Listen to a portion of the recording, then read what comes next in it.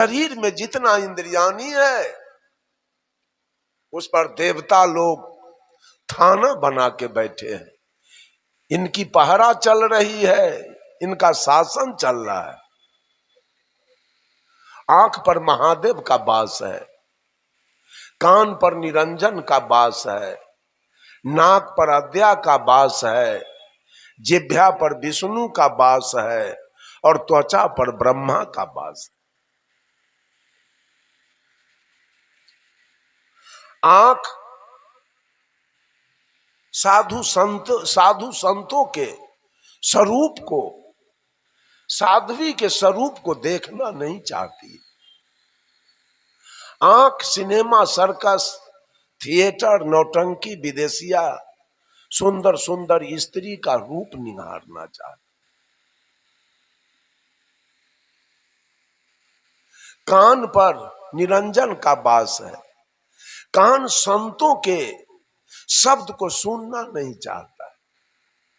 कान ज्ञान की बात को, भक्ति की बात को, मुक्ति की बात को, सुख शांति की बात को कान सुनना नहीं चाहता।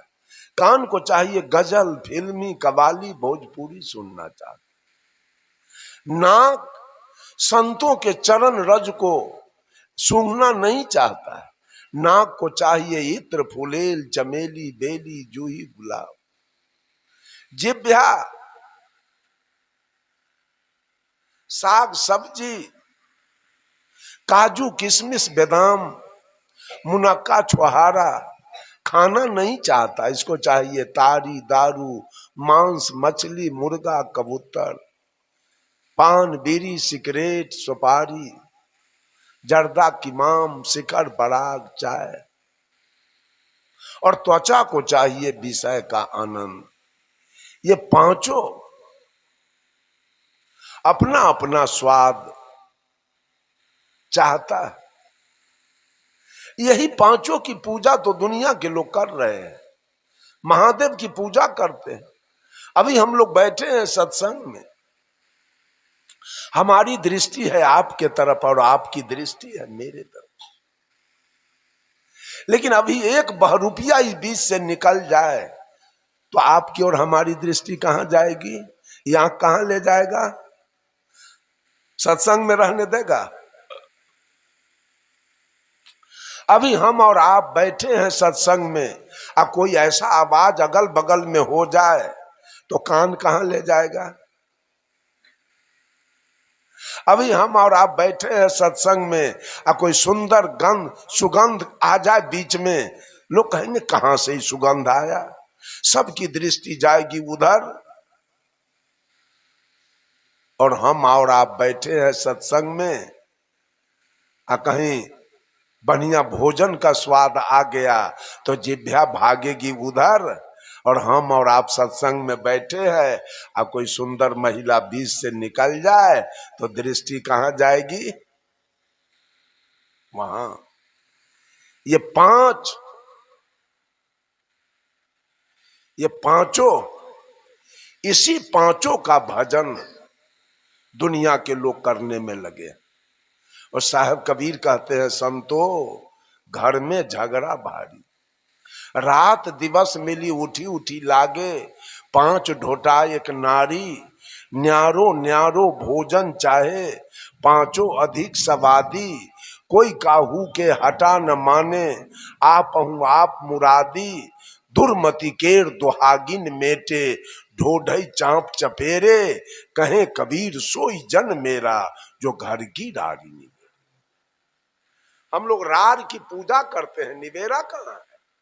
हम लोग रार के पूजा में लगे।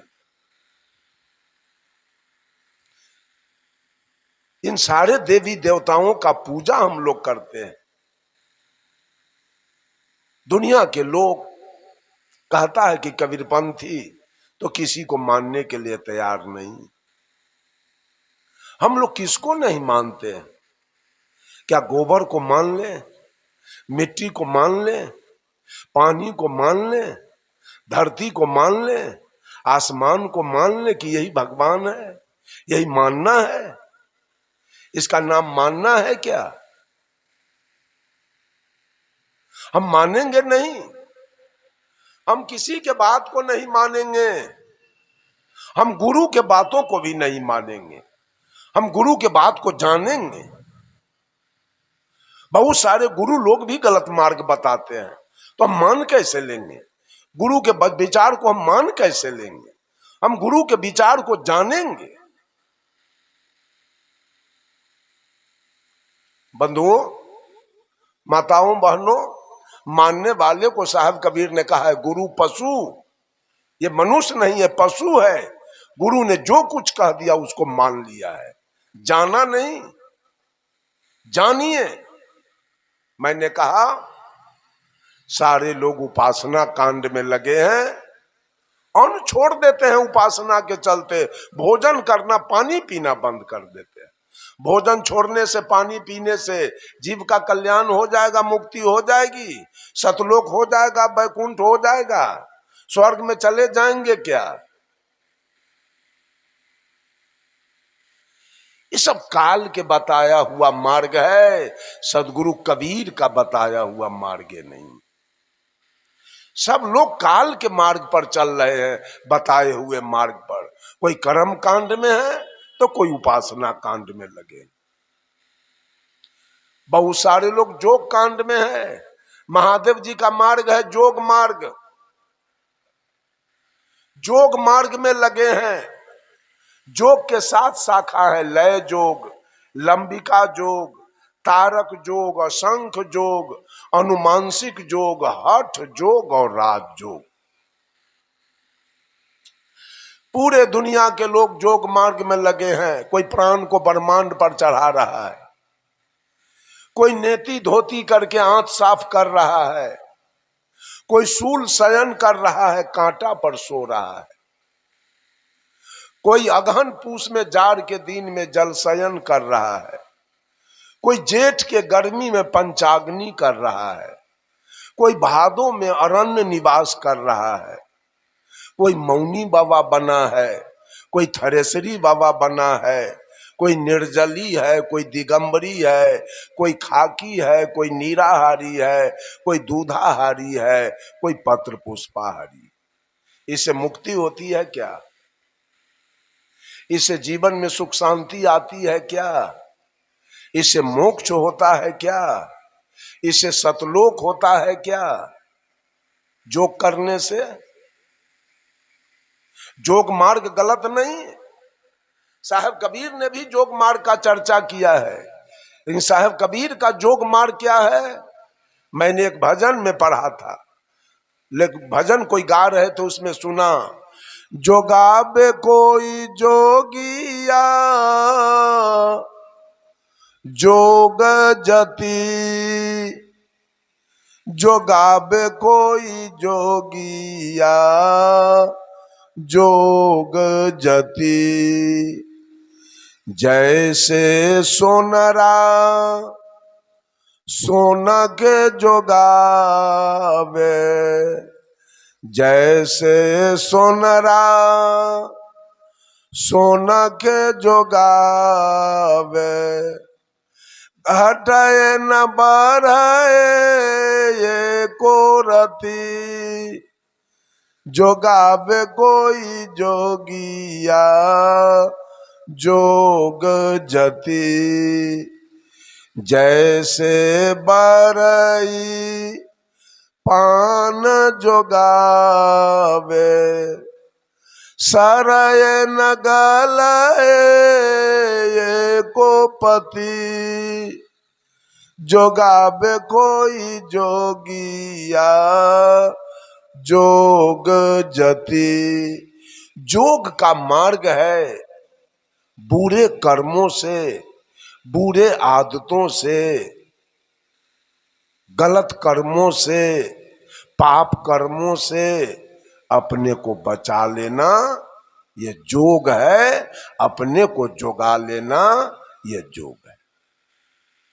खैनी खाते हैं, सुरती खाते हैं और प्राणायाम करते हैं, बीड़ी पीते हैं और कीर्तन गाते हैं,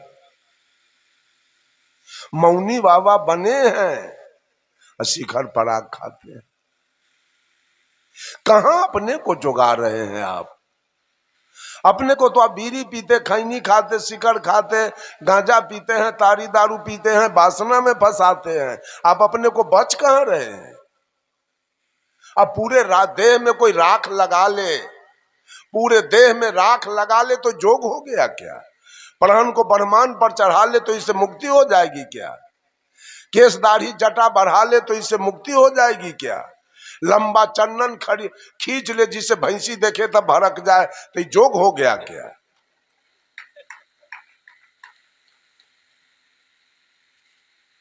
ये सब बाहरी बात है। अपने को जोगाने का मतलब है सारे बुरे कर्मों से अपने को जोगाइए। ये जोग मार्ग है। लेकिन महादेव जी ने जोग मार्ग कैसा बताया? आज सारे लोग जोग क्रिया में लगे हैं, प्राण को ब्रह्मांड पर चढ़ा देते हैं, आंत को निकाल कर साफ कर लेते हैं। कोई कहते हैं खराम पहन के गंगा पार कर जाते हैं। एक आदमी का बेटा घर से निकला और वो 12 बरस पर वापस आया। तो पिताजी ने पूछा, बेटा 12 बरस में क्या कमाया? कहा, पिताजी मैंने जो कमाया सो कोई नहीं कमाया। कहा, क्या कमाया? मैं खराम पहन के भरी हुई गंगा पार कर जाऊंगा। कहा, तो ठीक है, और हमको नौका पर पार करने में 5 गो रुपया लगेगा। यही तक कमा के आए हो 5 गो रुपया। तू ऐसे गंगा पार कर जाओगे, हमको 5 गो रुपया लगेगा नौका पर। क्या कमा के चले आए बाहर से? इस सारा लोग जो क्रिया में लगा है।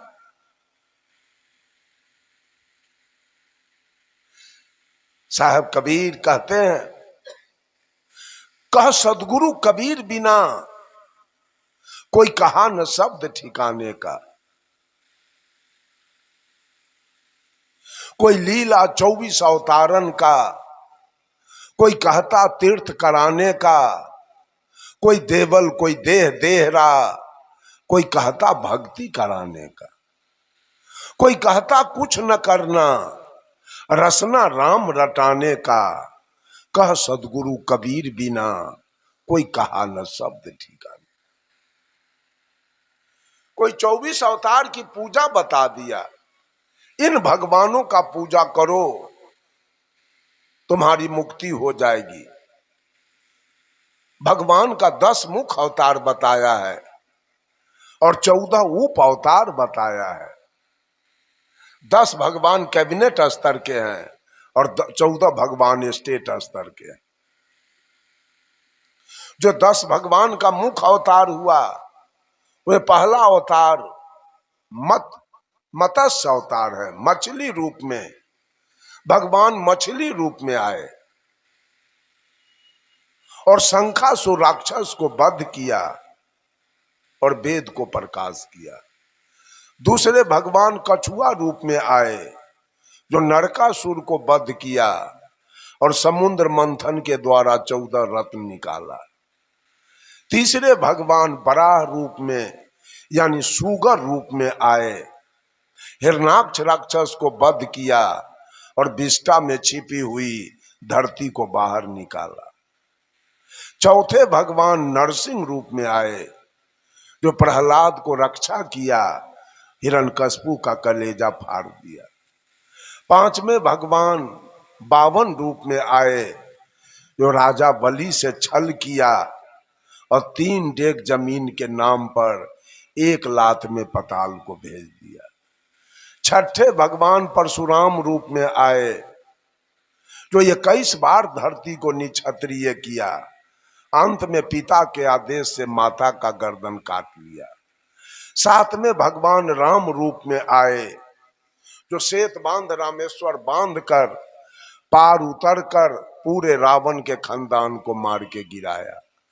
8वें भगवान कृष्ण रूप में आए, जो 16 सहस्त्र गोपी और 8 पटरानी के साथ भोग विलास करते हुए आप ब्रह्मचारी माना गया। 9वें भगवान बौद्ध रूप में आए, जो रक्तबीज दैत्य को मार के गिराया और जाति पाति का भेदभाव दूर किया। और 10 में भगवान आए नहीं, आने वाले हैं। लिखा है उत्तर प्रदेश में मुरादाबाद एक टाउन है, उसके बगल में संभल एक गांव है, वहां कुमारी ब्राह्मणी के कोख से कलंकी अवतार लेगा जो कलयुग में कालिंजर राक्षस को मार के गिराएगा। इन अवतार बाद की पूजा ये भोली भाली जनता से करवाया गया। साहब कबीर कहते हैं 10 अवतार ईश्वरी माया, करता कह जिन पूजा, कहे कबीर सुनो हो संतो उपजय खपै सो दूजा। माया की पूजा, माया ने जो खेल किया, माया ने जो तांडव किया, उसकी पूजा आज ये मानव कर रहा है मुक्ति पाने के लिए, सुख शांति पाने के लिए। और 14 उप अवतार है। उसमें पहला अवतार मनु जी का है जो जगत की व्यवस्था करने के लिए हुआ। दूसरा अवतार नारद जी का है जो भक्ति मार्ग दिखलाने के लिए हुआ। तीसरा अवतार विष्णु संतोषी का है जो विवेक करने के लिए हुआ। चौथा अवतार हंस सनकादिक का है जो सदा 5 वर्ष के बाल्यावस्था में रहने के लिए हुआ। पांचवा अवतार विश्व मोहिनी है जो दैत्यों से अमृत लेने के लिए क्षीर सागर में हुआ। छठा अवतार कपिल जी का है जो देवहूति और करदम ऋषि के मेल से हुआ और सांग शास्त्र बनाया। सातवां अवतार वेद व्यास का है जिन्होंने वेद को विभक्त करके 18 पुराण बनाया। आठवां अवतार दातात्रेय का है जिन्होंने 24 गुरु करके संसार को उपदेश दिया। जब तक हृदय में शांति न मिले निरंतर गुरु की खोज करनी चाहिए।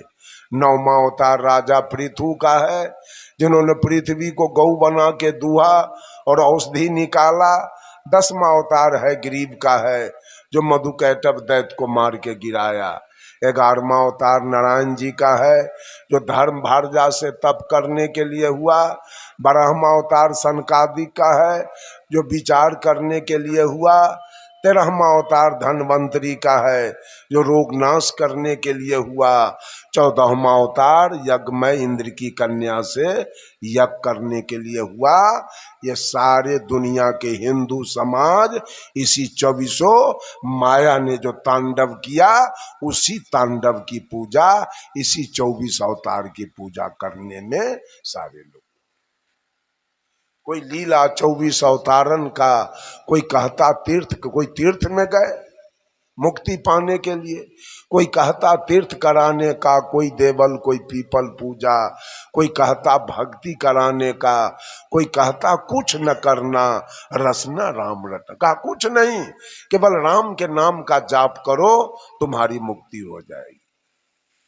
कोई पीर बने, फकीर बने, कोई किया मुरीद निशाने का, कोई 30 रोजा निमाज गुजारे लहूत मलकूत मुकामे का, कोई हजफ हकीकत हिकमत को, कोई कहा शब्द फरमाने का, कहा सदगुरु कबीर बिना, कोई कहा न शब्द ठिकाने का, कोई अमर औलिया पीर पैगंबर गौस कुतुब कहवाने का, कोई मलंग कोई बने कलंदर भेष किया सब खाने का, खुद खुदा के मरम न जाने पाए न नाम निशाने का, कह सदगुरु कबीर बिना, कोई कहा न शब्द ठिकाने का, कोई अर्पण कोई तर्पण पूजा संध्या पाठ कराने का, कोई गोबर सीला माटी पत्थर प्रतिमा धातु बनाने का, कोई धूप दीप ले आरती साजे घंटा शंख बजाने का, कह सदगुरु कबीर बिना,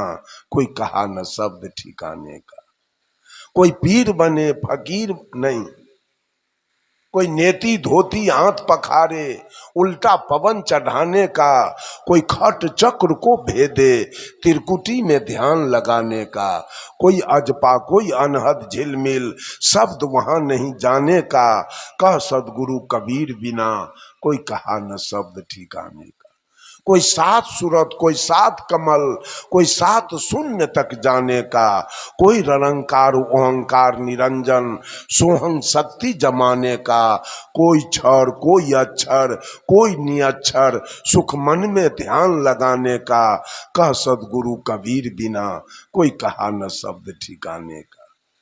वाल्मीकि रामायण भाखा राम लखन अवतारे का, सूरदास सुख सागर उपजा करता नंद कुमारे का, कोई काली कोई दुर्गा पूजा भैंसा भेड़ कटाने का, कह सदगुरु कबीर बिना कोई कहा न शब्द ठिकाने का। जब दिल बैठा संतोष तख्त पर मिट गया आप पाने का, आप मेट के आप हुआ तो रहा न कुछ कहाने का, यहाँ वहाँ मैं तय और न दूजा केवल शब्द ठहराने का, मजहब की बात कबीर बखाने हट गया मत संसारे का, कह सदगुरु कबीर बिना कोई कहा न शब्द ठिकाने। किसने कहा कल्याण की बात, किसने कहा ठिकाने की बात, किसने कहा मुक्ति की बात, किसने कहा सुख शांति की बात। सब लोगों ने बात कही है, लेकिन सबसे ऊपर हिंदी के प्रकांड विद्वान डॉक्टर हजारी प्रसाद द्विवेदी जी ने लिखा, हाथी के पांव में सबके पांव। जैसे हाथी सड़क पर जा रहा है और हाथी के पैर का पद चिन्ह उग गया, उस पर दुनिया के किसी भी जानवर का अगर पैर रखा जाए तो हाथी के पैर से बाहर वो नहीं हो सके। इस तरह से कबीर के वाणी से, कबीर के ज्ञान से बाहर इस दुनिया के अंदर किसी का ज्ञान नहीं, किसी का विचार नहीं है। बंधुओं, आज लोग जोग कांड में लगे हैं, कुछ तो कर्म कांड में लगे हैं, कुछ तो उपासना कांड में लगे हैं। कर्म कांड ब्रह्मा का मार्ग है, उपासना कांड विष्णु का मार्ग है, और जोग कांड महादेव जी का मार्ग है। सब लोग जल चढ़ाने के लिए जाते हैं भोला बाबा के बैजनाथ धाम, जोग करते हैं। जोग से मुक्ति नहीं होगी, जोग से सुख शांति नहीं होगी, जोग से मोक्ष नहीं होगा। जोग का अंतिम परिणाम होगा और इस जीव को परिणाम भोगना पड़ेगा। जोग का परिणाम क्या होगा? समाधि होगा फूल और सिद्धि होगी फल। समाधि में जाइए, कुछ तंत्र मंत्र सीख लीजिए। मदारी लोग भी देखिए खेला दिखा के अपने बाल बच्चा को पाल लेता है। उस तरह से आप भी कुछ तंत्र मंत्र जोग सिद्धि कीजिए और कहीं जाके झाड़ फूड़ ओझा वैद्य वाला काम कीजिए और पैसा कमाइए और उससे बाल बच्चे को पोसिए पालिए। मुक्ति और सुख शांति नहीं हो सकती, इससे कल्याण नहीं होगा। चौथा है ज्ञान मार्ग। सारे ऋषि महर्षि ने ज्ञान मार्ग लोगों को दिया है। ज्ञान मार्ग क्या है? मांस नहीं खाना, मछली नहीं खाना, तारी दारू नहीं पीना, गांजा भांग नहीं पीना, पराई स्त्री गमन नहीं करना, दूध में पानी नहीं मिलाना, आटा में चोकर नहीं मिलाना, घी में डलडा नहीं मिलाना, किसी को गाली नहीं देना। ये सब ज्ञान मार्ग।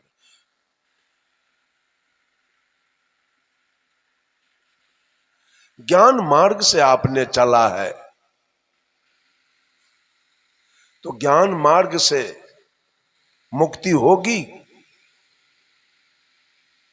सारे ऋषि का मार्ग है ज्ञान मार्ग। तुलसीदास जी ने भी कोई मांस मछली खाने के लिए नहीं कहा, सूरदास जी भी नहीं कहा, नानक जी ने भी नहीं कहा, रविदास जी ने नहीं कहा, सुपच भगत जी ने नहीं कहा। सबका है ज्ञान मार्ग। लेकिन ज्ञान मार्ग से तो चलते हैं, लेकिन एक ईश्वर की कल्पना तो करते हैं। कहीं न कहीं मेरा मालिक बैठा है, कहीं न कहीं मेरा परवरदिगार बैठा है, उसके फेर में तो आप पड़े हैं। ज्ञान से चलते जरूर हैं, लेकिन कहीं न कहीं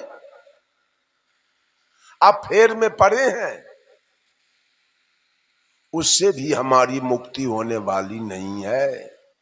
ज्ञान मार्ग से भी हमारी मुक्ति नहीं होगी, मेरा कल्याण नहीं होगा। यह गर्भ और श्मशान आने और जाने की जो व्यवस्था है वो हमको नहीं छोड़े। साहब कबीर का एक भजन है, डगरिया भूल गई कहीं विधि घर को जाओ, डगरिया भूल गई। कैसे जाओगे अपने घर? डगर तो भुला गया, डगर तो छूट गया।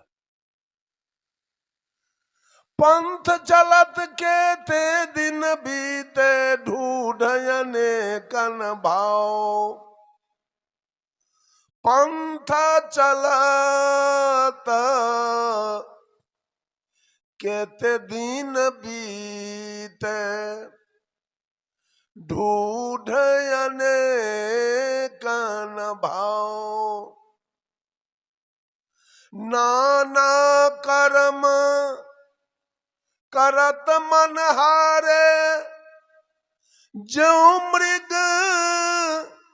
जल को धाओ, डगरिया भूल गई कहीं विधि घर को जाओ, डगरिया भूल गई।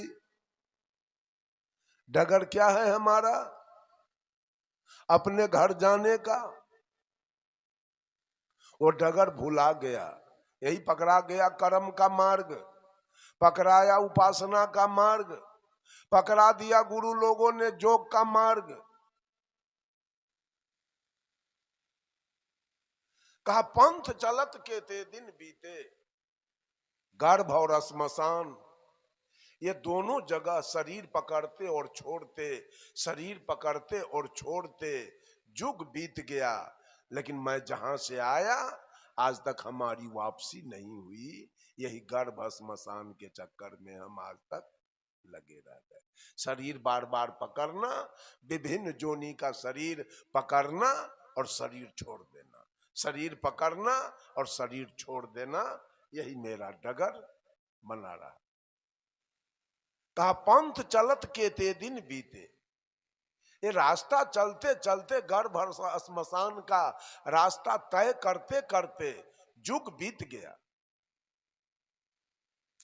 ढूंढ अनेकन भाव, और मैं भी रास्ता खोजते रह गया। रामानंदी बने कि कबीर पंथी बने, कि आर्य समाज में जाएं, कि आनंद मार्ग में जाएं, कि गायत्री परिवार में जाएं, कि बाल जुगेश्वर में जाएं, कि सतपाल जी में जाएं, कि सदा फलदेव जी में जाएं, कि बाबा जय गुरुदेव में जाएं। आज तक मनुष्य रास्ता खोज रहा है। सदगुरु कबीर कहते पंथ चलत के ते दिन बीते ढूंढ अनेकन भाव, नाना कर्म करत मन हारे। नाना प्रकार के कर्म, कुकर्म और सुकर्म तीनों करते करते अंत में यह मन हार गया है, अंत में रो रहा है। मरने के समय आंख से आंसू गिर रही, सारा कुछ करने के बाद।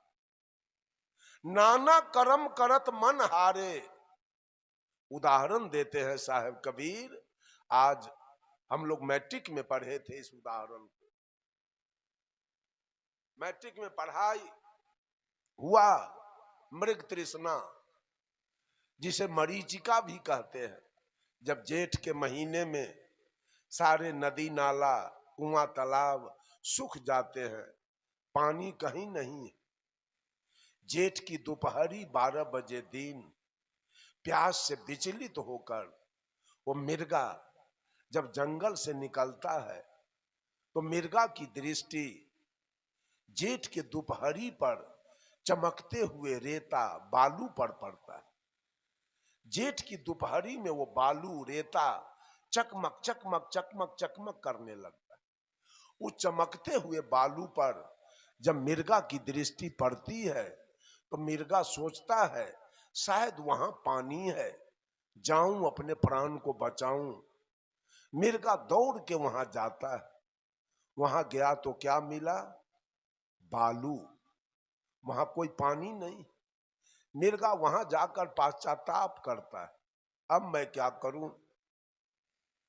फिर मिर्गा अपने दृष्टि को आगे बढ़ाता है। आगे के चमकते हुए बालू पर जब मिर्गा की दृष्टि जाती है, मिर्गा वहां दौड़ के जाता है। वहां पानी दिखाई दे रहा है, वहां जाके अपने प्राण को बचाऊं। मिर्गा दौड़ के वहां गया, वहां भी केवल बालू है। मिर्गा गया और वहां अपने प्राण को तज देता है। वैसे ही दुनिया के लोग नाना प्रकार के तीर्थ स्थानों में भगवान को खोजते खोजते, दौड़ लगाते लगाते मिर्गा के तरह दौड़ते दौड़ते दिग्भ्रमित होकर अंत में अपने प्राण, अपना शरीर छोड़ देते हैं। जैसे मिर्गा बालू के चकमकाहट को पानी समझ तक कर दौड़ते दौड़ते अपना प्राण अंत में तज दिया, वैसे मानव भी भगवान देवी दुर्गा के पाने के फेर में दौड़ते दौड़ते, पूजते पूजते अंत में अपना देह छोड़ देता है, रोते रोते मर जाता। साहब कबीर कहते हैं, अरे वेद पढ़ी पढ़ी पंडित हारे, चतुर न पाबहि ठाऊं।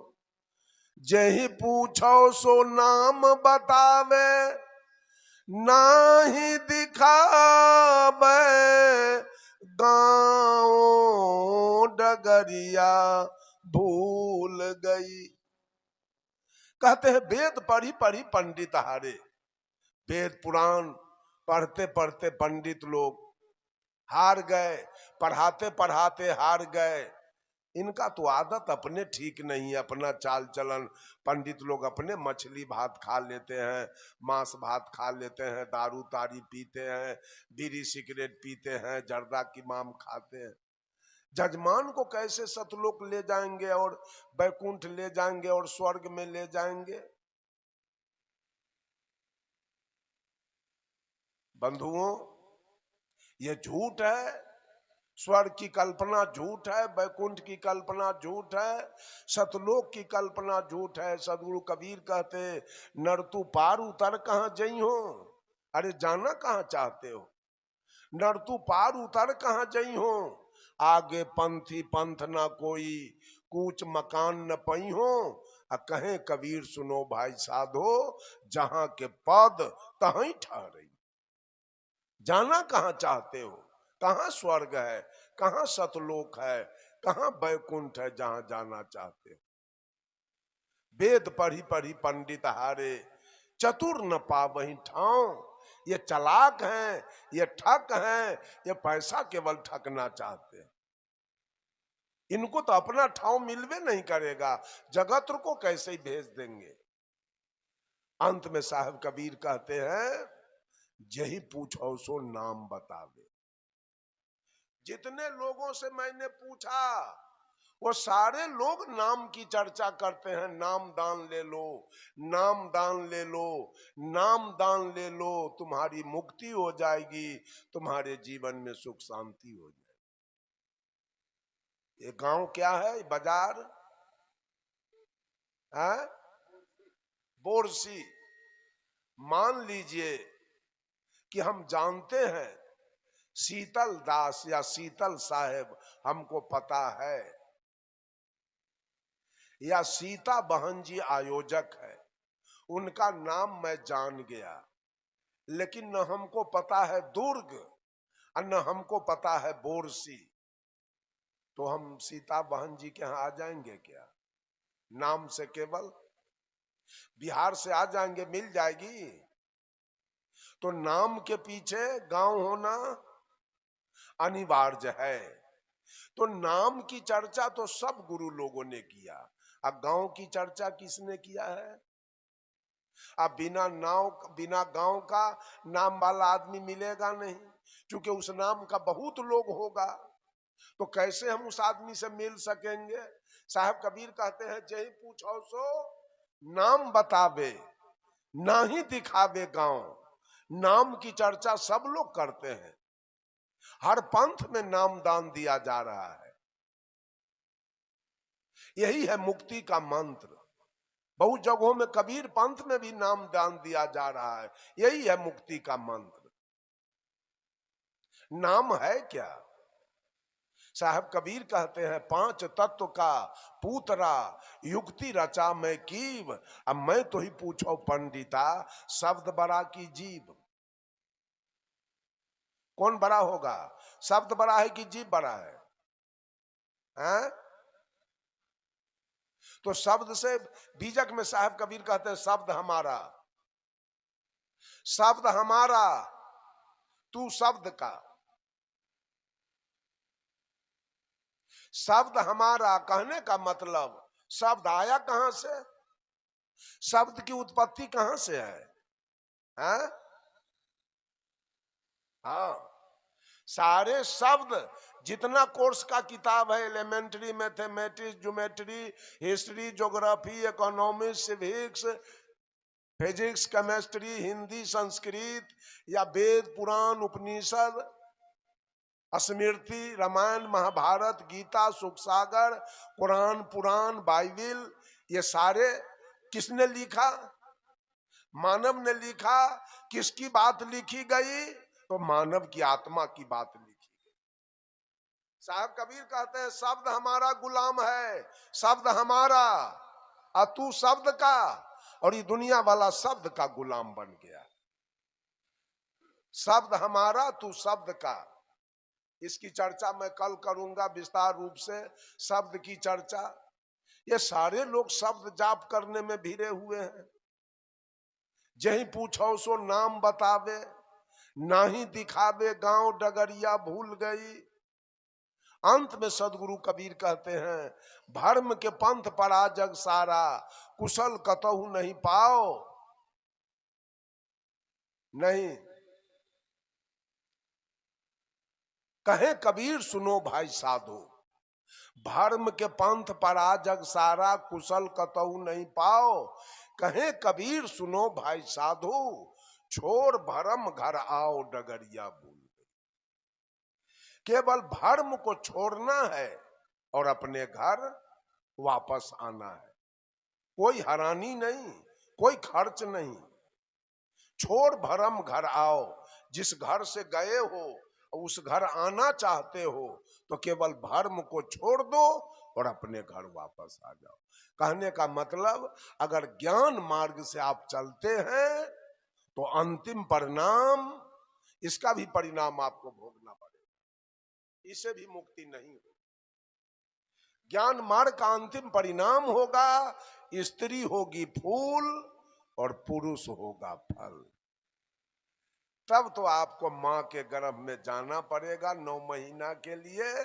यही अंतिम परिणाम, मानव जोनी फिर आपको मिल जाएगा। ज्ञान मार्ग से चले, मुक्ति नहीं होगी, कल्याण नहीं होगा। स्त्री फूल होगी किसी पेड़ में, पहले फूल लगता है तब फल, वो फूल होगी। अब वहीं से हम लोग निकले हैं, उसी फल से ही फल निकला है।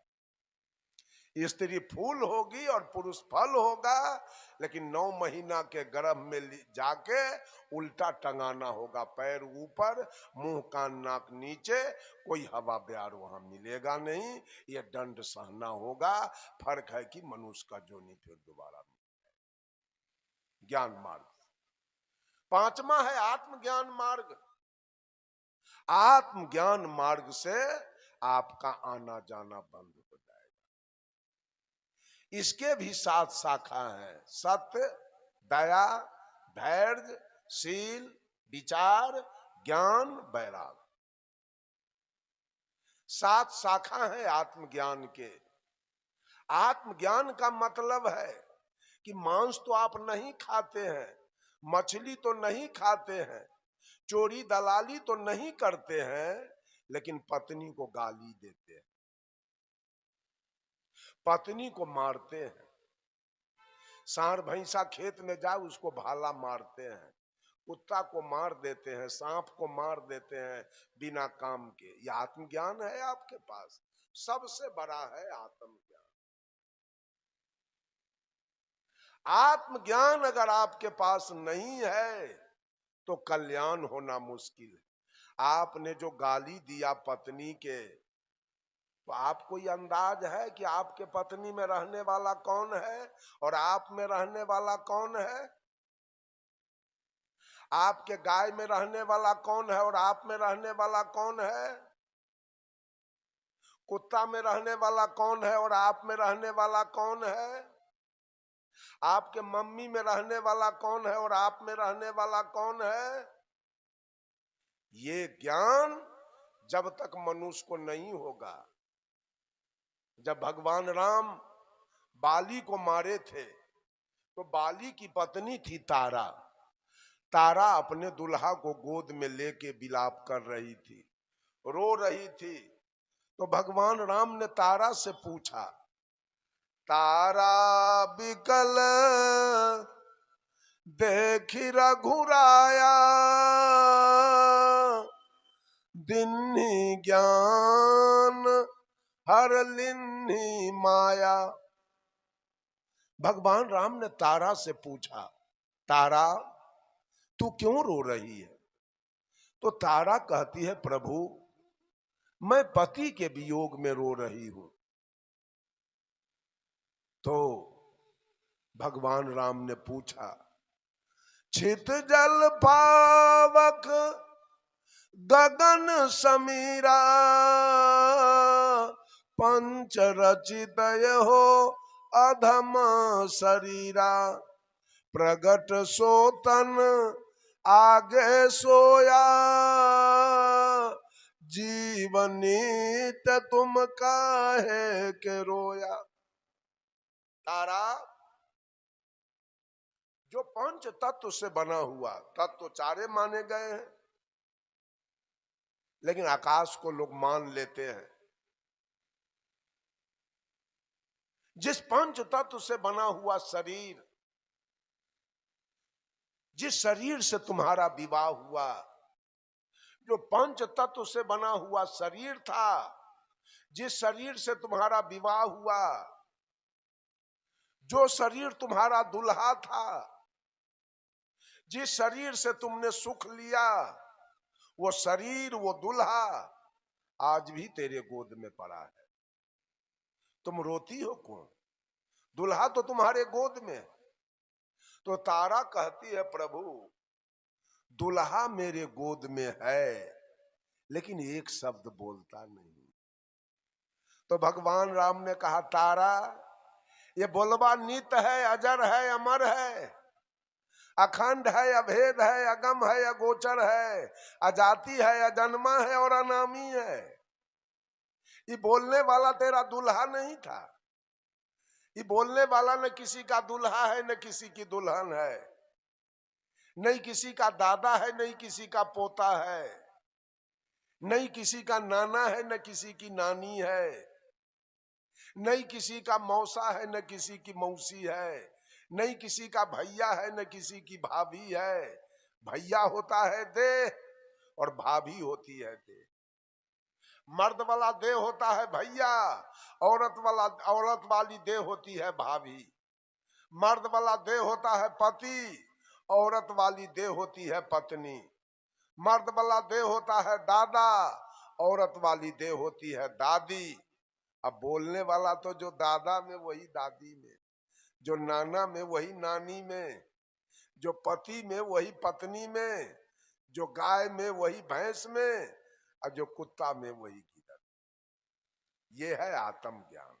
साहब कबीर, ये आत्मज्ञान मानव को जिस दिन हो गया कि हर घट में रहने वाला वही परमात्मा की सत्ता है, हर घट में रहने वाला वही परमात्मा की सत्ता है।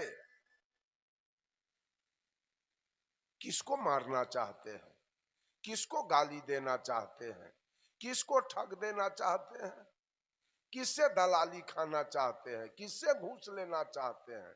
सब घट में तो आप ही रह रहे हैं।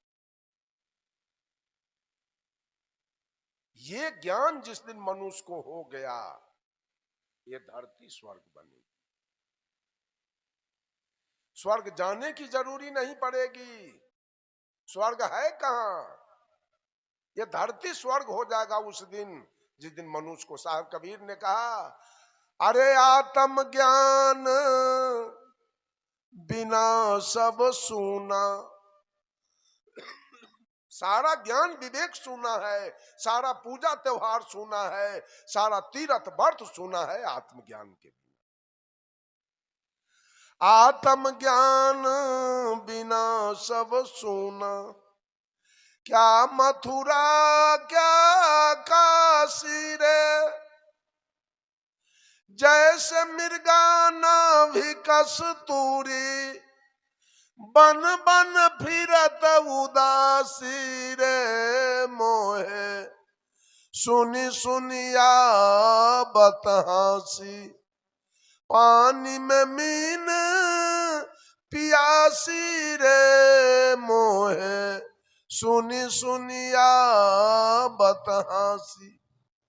एक आत्मज्ञान के बिना ये धरती जल रही है, धरती की दुर्गति हो रही है। कहीं अनाचार, कदाचार, बेविचार, बलात्कार, भ्रष्टाचार, नरसंहार, एक आत्मज्ञान के बिना। जहां आत्मज्ञान नहीं है, सारे पत्थल पानी का पूजा करते करते उस व्यक्ति को अंत में नरकगामी बन जाना पड़े। एक आत्मज्ञान के अभाव में। अगर आत्मज्ञान है तो आप समझेंगे मेरे पिता में वही सत्ता है जो मुझ में है, मेरी माँ में वही सत्ता है जो मुझ में है, मेरी पत्नी में वही सत्ता है जो मुझ में है, मेरे बेटा बेटी में वही सत्ता है जो मुझ में है, मेरे गाय भैंस में वही सत्ता है जो मुझ में है। आचार्य श्री धर्म स्वरूप साहब कहा करते थे, सब घट प्राण हमारो चोट काई पर डारो। किस पर चोट पहुंचाना चाहते हो, किसको दुख देना चाहते हो, किसको ठग लेना चाहते हो, किसका बेईमानी कर लेना चाहते हो, किसको गाली देना चाहते हो? हर घट में तो वही बैठा। ये है आत्मज्ञान। जब तक आत्मज्ञान नहीं होगा तब तक मनुष्य का कल्याण होना असंभव है। एक दृष्टांत देके अपने वाणी को विराम लूंगा। बंधुओं, एक पादरी जी थे। पादरी जी नित्य प्रतिदिन गिरजा घर पर जाकर प्रवचन दिया करते थे। ऐ दुनिया के लोग, भगवान पर विश्वास करो, भगवान पर विश्वास करो और पुण्य कर्म करो, तुम्हारी मुक्ति हो जाएगी, तुम्हारे जीवन में सुख शांति आ जाएगी। प्रवचन चलता रहा। 2-4-6 महीना के बाद एक पारखी संत पहुंच गए पादरी जी के निकट। कहा, पादरी जी, 6 महीना से आपका मैं प्रवचन सुन रहा हूं। आप नित्य प्रतिदिन इस बात को दोहराते हैं कि भगवान पर विश्वास करो और पुण्य कर्म करो, तुम्हारी मुक्ति हो जाएगी। आज मैं यही दोनों बात का जवाब आपसे लेने आया हूं। कहा, बोलो। तो जो भगवान पर विश्वास करे, रात दिन भगवान का पूजा करे, अर्चना करे, ध्यान करे, कथा कीर्तन करे और वो कर्म बढ़िया न करे, उसकी क्या गति होगी? और जो कुछ न करे, जो कुछ न करे भगवान के लिए, कोई पूजा अर्चना न करे, कोई ध्यान भगवान का न करे, कोई कथा कीर्तन न करे, कोई नाम का जाप न करे, केवल कर्म बढ़िया करे, उसकी क्या गति होगी? पादरी का ही तो मैं नहीं जानता हूं। कह रहे तो तू ही रोज प्रवचन करते हो, आपने बोले हुए बात का जवाब नहीं जानते हो, तो कल से तुम्हारा प्रवचन क्यों होगा? खबरदार प्रवचन बंद रखो। पादरी जी को तो बड़ा कष्ट हो गया, दुख हुआ। उस साधु से कहा, साधु जी 2 दिन का छुट्टी हमको दीजिए आप, और बूझ विचार के आपको हम जवाब दे देंगे। साधु जी ने कहा 2 दिन नहीं, मैं आपको 5 दिन का छुट्टी दिया, जाइए और बूझ विचार के जवाब दीजिए। पादरी जी अपने घर गए और नित्य प्रतिदिन शाम में भोजन करके बिछावन पर जाते थे और वो चिंतन करते थे जवाब के लिए। जवाब आया नहीं, 11-12 बज गया रात, निद्रा आई और पादरी जी सो गए। 4 रात ऐसे सोने में बीत गया, कोई जवाब नहीं आया। आज अंतिम 5वां रात है, आज पादरी जी गहरी चिंतन में पड़े हैं। कल वो कबीरपंथी साधु हमसे जवाब मांगेगा, जवाब कुछ आया नहीं। आज बिल्कुल गहरी चिंतन में, चिंतन करते करते 2:30-3 बज गया भोर, कोई जवाब नहीं आया। निद्रा आई और पादरी जी सो गए। सपना देखने लगे, अर्ध निद्रा में गए और सपना देखने लगे। मैंने पहले कह दिया, सपना की बात सच नहीं होती, यह दृष्टांत है, इसको आप लोग सिद्धांत नहीं समझेंगे। हमारा सिद्धांत झूठ बोलना नहीं है, हमारा सिद्धांत किसी को बलगलाना, हमारा सिद्धांत चमत्कारी बात बोलना, हमारा सिद्धांत किसी को श्राप देना, हमारा सिद्धांत किसी को वरदान देना, ये हमारा कबीर का सिद्धांत नहीं। ये दृष्टांत है, दृष्टांत कुछ गड़बड़ भी हो सकता है, लेकिन सिद्धांत कभी गड़बड़ नहीं होगा। सपना में पादरी जी की मृत्यु हो गई, और जब मृत्यु हुई तो जमराज आया। जमराज कहा, पादरी जी अब आप तैयार हो जाइए चलने के लिए, आपकी बारी आ गई। पादरी जी ने जमराज से पूछा, हमको कहां ले चलिएगा? तो जमराज कहा, आपको मैं स्वर्ग ले चलूंगा। पादरी जी के मन में तो खुशहाली आई, कहा ठीक है, अब 5 मिनट में आ जाइए, तब तक मैं तैयार हो जाता हूं। 5 मिनट में जमराज महोदय आए। पादरी जी से कहा, पादरी जी अब चलिए, समय हो गया। पादरी जी ने कहा, एक बात आपसे और जानना है। कहा जल्दी पूछिए। कहा स्वर्ग की विशेषता कुछ हमको बता दीजिए। जमराज ने कहा, पादरी जी स्वर्ग में कभी रात्रि नहीं होती है, 24 घंटा दिन प्रकाश एकदम। स्वर्ग के लोग भात रोटी साग सब्जी नहीं खाते हैं, पेड़ा रसगुल्ला काजू किशमिश मुनक्का। स्वर्ग के लोग झोपड़ी मरैया एस्बेस्टस टीन के चदरा में नहीं रहते हैं, 10-20 महल के एयर कंडीशन मकान।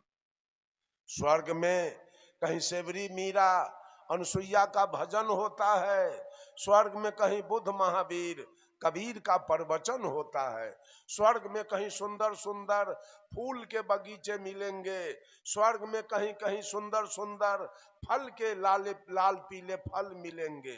ये विशेषता है स्वर्ग की। पादरी का मन तो गदगद हो गया, कहा चलिए अब जमराज पादरी जा रहे हैं स्वर्ग में। जब स्वर्ग के निकट पहुंचते हैं तो रात अंधेरी है, चारों तरफ झोपड़ी खपरा एस्बेस्टस टीन के चदरा का घर है, चारों तरफ लोग साग रोटी अलुआ सुथनी जनेरा मरुआ ज्वार बाजरा की रोटी लेके झक मार रहे हैं। कहीं सेवरी मीरा अनुसुईया का भजन नहीं है, कहीं बुद्ध महावीर कबीर का प्रवचन नहीं है, कहीं सुंदर फूल के बगीचे नहीं है, कहीं सुंदर फल के बगीचे नहीं है। पादरी ने कहा जमराज से, कितना झूठ बोलते हो आप। कहा स्वर्ग ले चलेंगे, यही आपका स्वर्ग है। कहा एक काम कीजिए, आपका स्वर्ग तो मैं देख लिया, अब जरा सा हमको नरक तो दिखाइए, नरक किधर है। जमराज ने कहा नरक देखोगे क्या। कहा जी चलो। नरक में गए तो नरक में जाते से देख रहे हैं बिल्कुल प्रकाश है, दिन है, और चारों तरफ 10-20 महल का एयर कंडीशन मकान चल रहा है। चारों तरफ लोग पेड़ा रसगुल्ला काजू किशमिश खा रहे हैं।